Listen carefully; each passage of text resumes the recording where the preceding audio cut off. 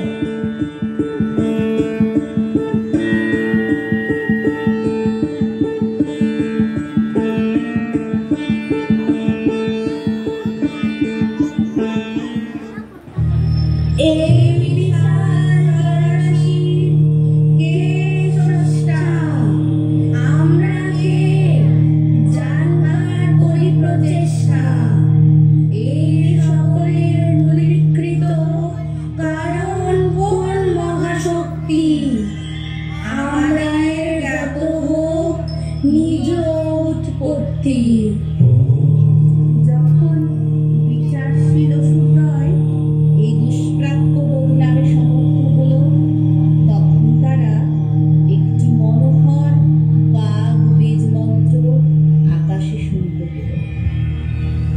যথা আজ্ঞা।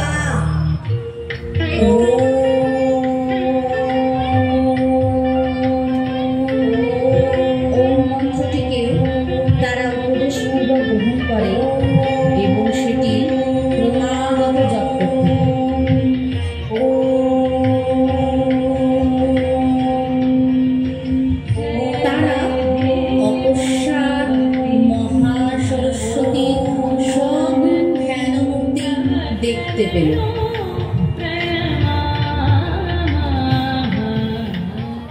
হে মাতা, আপনার পরিচিতি? আমি দেবী সরস্বতী। দেবী, আমাদের পরিচয় জানা কি সম্ভব? রে দৈত্যদয়, বিষ্ণুর কর্ণমল হতে তোমরা হয়েছে উদ্ভব। তুমি মধু আর তুমি কৈটব। তোমাদের তপস্যায় আমি হয়েছি সন্তুষ্ট। বলো কোন বর তোমাদের অভীষ্ট? মাতা, মোদের একটি ইচ্ছা, মোদের মরণ যেন হয় স্বেচ্ছা। মত প্রসাদে তোমাদের স্বেচ্ছা মৃত্যু হবে জেনে। সুরাসুরে অজেয় তোমরা দুজনে এলো। ওরা মাতা কয়টা ভাই? মধু ভাই। চলো তাহলে বেরিয়ে পড়ি।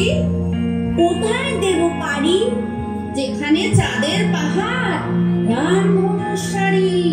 তবে কি যাবে দেবতাদের বাড়ি? হ্যাঁ ভাই, চলো তাড়াতাড়ি। বধূ বৈঠক দেবলোকের উদ্দেশ্যে যাত্রা শুরু করল। ক্রমশ তারা একটি স্তব শুনতে পেল। তারপর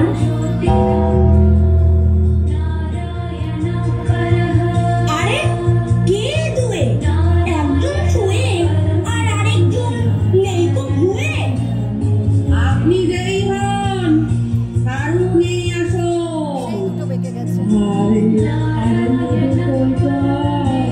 যা বলছো কাজে আমি যে ব্রহ্মা প্রজাপতি, তোমাদের বার্তায় রয়েছে অসঙ্গতি। অত শত করবেন না শাসন। হে বিষ্ণু পাহিমাম, হে বিষ্ণু রাক্ষমাম।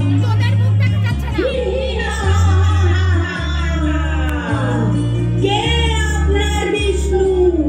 তিনি কোথায় মগ্ন? এবার আপনার পালাবার লগ্ন।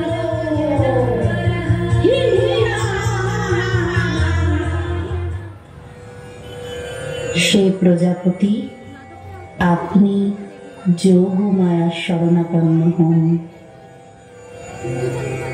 হে যোগ মায়া দেবী। त्वं स्वाहा त्वं स्वधा त्वं हीव षट्कार स्मरात्मिका शुद्धातमश्वरे नित्ये त्रिधा मात्रात्मिका स्थिता अर्धवत्रा स्थिता नित्या यानुचर्या विशेषतः त्वमेव सा त्वं सावित्री त्वं देवी जननी परा तवैव धार्यते सर्वं तवैतत् सृज्यते जगत् तवैतत् पाल्यते देवी नमस्तन्ते च सर्वदा विसृष्टौ सृष्टिरूपा त्वं स्थितिरूपा च पालने तथा सगतिरूपान्ते जगतोऽस्य जगतमये महाविद्या महामाया महामेधा महाश्रुतिः महामोहा च भवति महादेवी महासुरी प्रकृतिस्तन्त्य सर्वस्य गुणत्रयविभाविनी कालरात्रिर्महारात्रिर्मोहरात्रिश्चदारा त्वं श्री त्वमीश्वरी तं ह्रीस्तं बुद्धिर्बोधलक्ष्मणा लज्जा पुष्टिर्तथा तुष्टित्तं शान्तिश्शान्तिरेव च खड्गिनी शूलिनी घोरा गदिनी चक्रिणी तथा शङ्खिनी चामुण्डी बाणभूषुण्डी परिघायुधा सौम्य सौम्यतरा शेष सौम्यभ्यः सविसुन्दरी